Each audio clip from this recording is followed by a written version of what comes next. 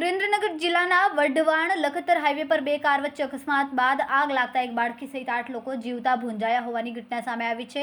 આ ઘટનાના પગલે હાઈવે પર ટ્રાફિક જામના દ્રશ્યો સર્જાયા હતા, જ્યારે આ ગોઝારી ઘટનાના પગલે લોકોના ટોળે ઘટના સ્થળે ઉમટ્યા હતા।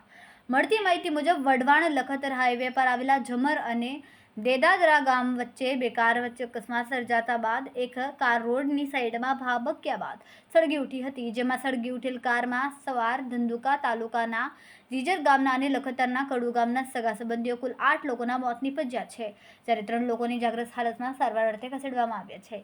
પોલીસ કાફલો ઘટના સ્થળે આ અકસ્માતની ઘટનાની જાણ થતાં જ ફાયર બ્રિગેડની ટીમ તાકીદે ઘટના સ્થળે દોડી જઈને રવાના થઈ હતી। ઘટના સ્થળે દોડી આવેલા લોકો દ્વારા ઇજાગ્રસ્તોને 108 એમ્બ્યુલન્સ વાનમાં તાકીદે સારવાર અર્થે હોસ્પિટલ ખસેડવામાં આવ્યા।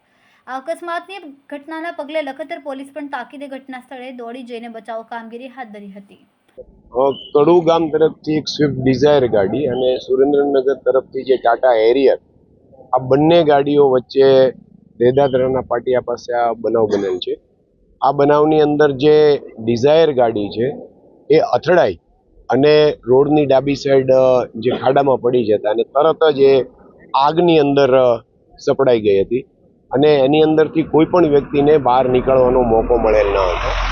અને જે હાલ અમારી પાસે જે માહિતી છે એ મુજબ આ ગાડીની અંદર 8 લોકો હતા અને 8ના મૃત્યુ થયેલ છે, જ્યારે જે ટાટા હેરિયરમાં જે લોકો સવાર હતા 3 વ્યક્તિ, એમને નાની મોટી ઈજાઓ થયેલ છે, એટલે એમને હોસ્પિટલ ખસેડેલ છે। જે 8 બોડી છે એ હાલ સુરેન્દ્રનગર ખાતે મહાત્મા ગાંધી હોસ્પિટલ ખાતે ખસેડવામાં આવેલી છે અને ત્યાં આગળની પીએમની અને આગળની પ્રક્રિયા હાથ ધરવામાં આવી। રિપોર્ટર મહેશભાઈ ઉતેરિયા, સુરેન્દ્રનગર।